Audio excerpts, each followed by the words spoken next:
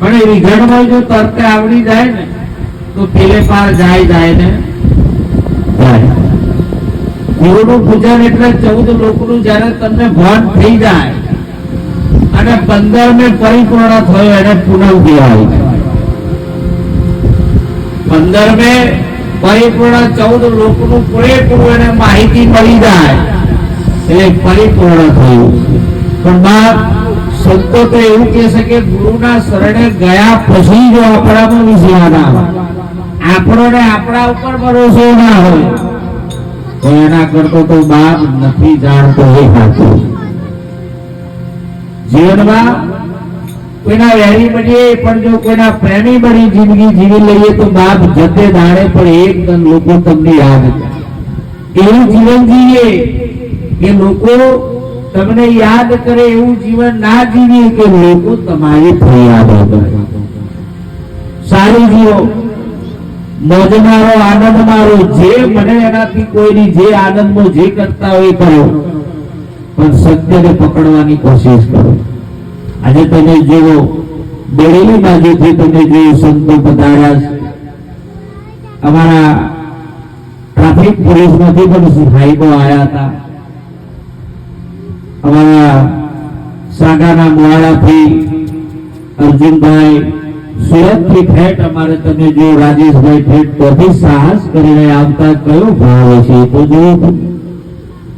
ભક્તિ પ્રેમના તાતણે ખેંચાય, જ્ઞાનથી નહીં. જ્ઞાન તો હોય ઘણો ઢળક છે ના નહીં, પણ જો પ્રેમ નથી તે જ્ઞાન પણ કોઈ કામનું નથી. જેને પ્રેમ કર્યો, જેને વિશ્વાસ રાખ્યો, જેને દયા ભાવ રાખ્યો, બાપની આપ મેળે જ્ઞાન પ્રગટ થાય. લેવાના તો ઉપર આવી જાય. અને અમારા આજ સુધીનો જે સપોર્ટ કષ્ટભંજન ગુરુ જયારે એવા પડ્યો અને કાઢવાની કોશિશ કરી, એવો તારવા વાળો હોય તો મારા અર્જુન હોય એને એક વખત તાલી બતાવો. જિંદગીની આ ખબર નથી ભક્તિ એટલે શું. મારું ગામ ભક્તિમાં માર્ગ જાળ્યો અને જયારે સારા માર્ગે આવ્યા, મારા મા બાપ પણ સારા માર્ગે આવ્યા, ત્યારે સત્યની રાહ પકડી અને તમારી આગળ જે બેઠો છું, તમારા હરેકની કૃપા છે એટલે આજે આગળ બેઠો. અને જીદન પડ્યો, જીદન તારવા કષ્ટભંજન ગુરુ પછી અત્યારે યાદ ગમે તે થઈ જાય પેલા ગુરુ ભૂલી જઈએ તો બાપ ભગવાન પણ માફ ના કરે. એને પણ જોરદાર તાલીથી વધાવો કે સિમલિયા મંડળે આજ સુધીનો સપોર્ટ કર્યો છે મને. હજી હરેક જગ્યા જે મારા ગામના વડીલો છે, મારા ભાઈ સમાન, હવાથી 50 કલાક ઉભાના પગે ખડે છે, એમને પણ જોરદાર તાલીથી કે વિચાર કરો કે બહારથી સંતો આવેલી સેવા કરવા માટે કોણ તરફડનાર બાપ આજનું લાવો કોને મળે. એટલે બને આપણા ઘેર અતિથિ દેવો ભવ, તમારો દુશ્મન આવે તો એની સેવા કરીએ તો બાપ આવ્યો ઈશ્વર ફરી નહીં મળે. આજ છે કાલ કોને જોઈ. ગુરુ ચરણમાં જજો, ગુરુનું શરણું સેવ અને જાણજો, જાણી જીવનમાં ઉતારજો. બોલવું ને ચાલવું એમાં ઘણો ફરક છે. એટલે ગુરુ મહારાજને પ્રાર્થના કરું કે એ ગુરુ મહારાજ તારા દરબારમાં આવીને જે એની માંગણી હોય એ પૂરી કરજે અને પૂરી થાય એની આશા પૂર્ણ થાય. એ ગુરુ મહારાજને પ્રાર્થના સાથે ભજન કરી મારી વાણીને વિરામ કરે. અને મને જેટલાએ બધાએ મારા ગામથી માંડી મારા ભાઈઓ તથા સંતો ભક્તો બધા પધારી મને જે કઈ સાથ સહકારમાં સહભાગી બનાશે એમનો પણ ખૂબ આભારી છું. બાપ દૂર દૂરથી સંતો પધાર્યા એમના પણ હું ખૂબ આભારી છું. અને એક વાણી બોલી મારી વાણીને વિરામ કરે. બોલો સદગુરુ મહારાજ